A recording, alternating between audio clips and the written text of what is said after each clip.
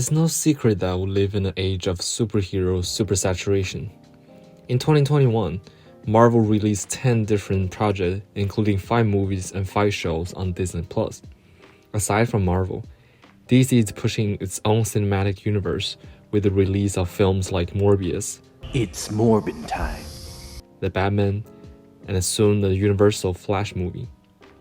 It seems every other popular piece of media involves some sort of superpowered being. Even children's television is plagued with the superhero mania. But what type of effect is this media having on our society? Media naturally has an effect on the real world, and so it stands to reason that the most popular media now, superhero media, would have the most profound effect.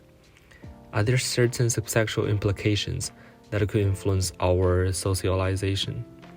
Why is our society so quick to accept and forget about state violence, the protests, the suppressions, the war crimes?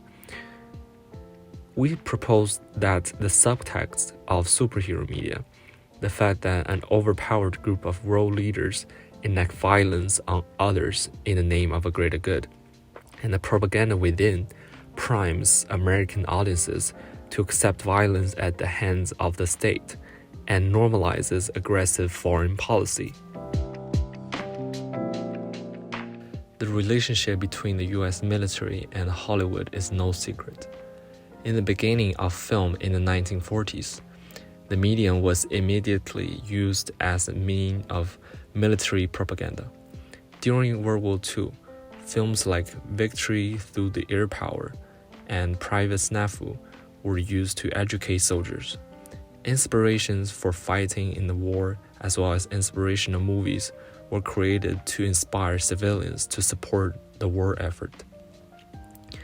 The Why We Fight series, as well as the theatrical film like The Memphis Belle and Desert Victory, inspired citizens to enlist, buy bound, and conserve raw materials.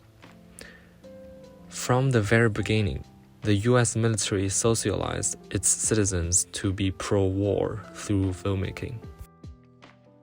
A more modern example of military recruitment propaganda in the theater would be the Top Gun film. It's no secret that following the release of Top Gun, Air Force volunteers recruitment increased by 500%. But this was no accident. They set up military recruitment stands outside of cinemas for God's sake. In fact, the US military was allowed to weave in military talking point directly in the script of Top Gun. But would it surprise you to know that the Department of Defense not only inspects and rewrites military films, but almost every single big-budget film in Hollywood? In Theaters of War, Roger Stahls exposes the influence that the military has over Hollywood films. In order to use U.S. military equipment in movies, the script must be inspected and revised by the Department of Defense. All changes requested by the DoD are solidified through a contract. In these documents, films are required to promote public understanding, recruiting, and government policy. In essence, to use military toys in your films, you have to follow the rules. Filmmakers, of course, have the right to object to their specifications, but at the loss of any military equipment. This not only includes billion-dollar aircrafts and rockets, but even military uniforms. Having access to these resources is a big deal within the film industry, because the more realistic a film can be, the bigger chance that it will be a big box office hit.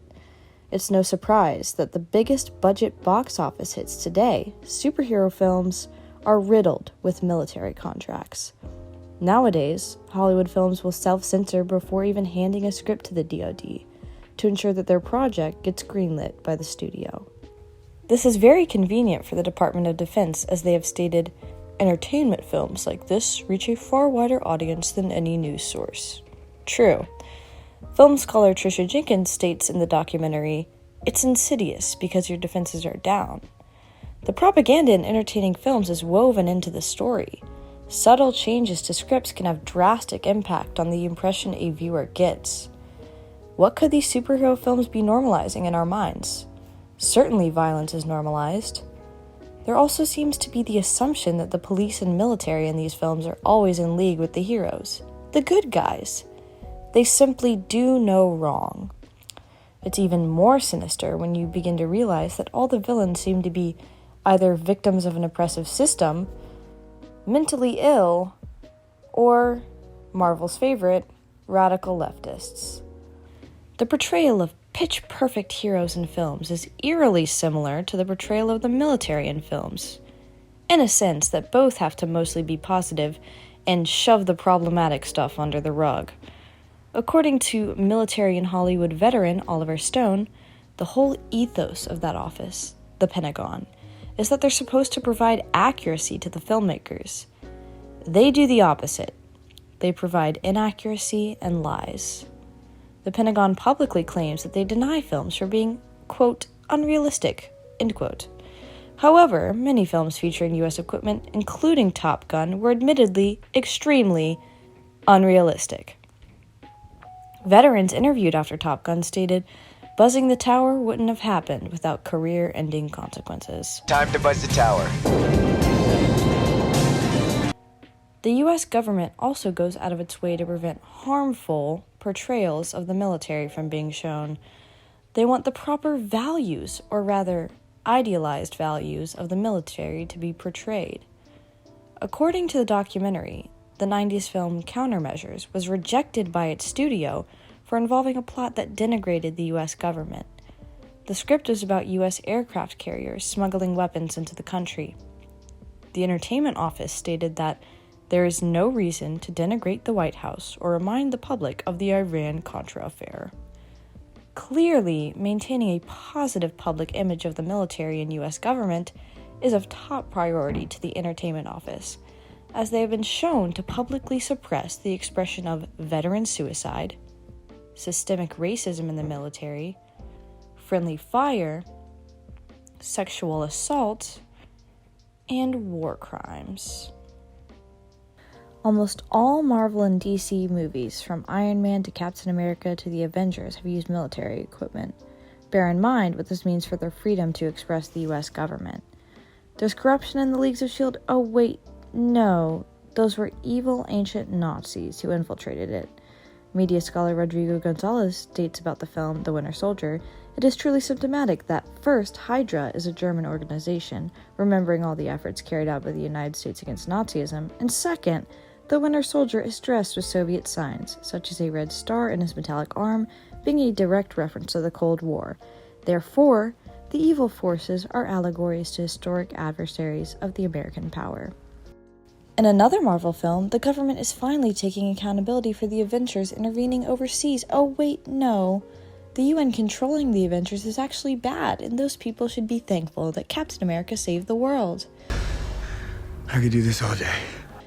This happens to support the US anti-UN policy and their intervention in over 70 countries. Killmonger is stealing artifacts and natural resources that the US government has been stealing from Africa for years. No, wait, he's actually the bad guy. This also coincidentally happens to fall into the US tradition of whitewashing history and downplaying the long-lasting systemic effects of the African slave trade. On top of problematic themes, no doubt approved by the DoD, superhero films can be used as a direct endorsement for the military. Captain Marvel advertised the film through Air Force recruitment ads. The Hulk was rewritten so that the titular character could ride an F-22 in the final battle.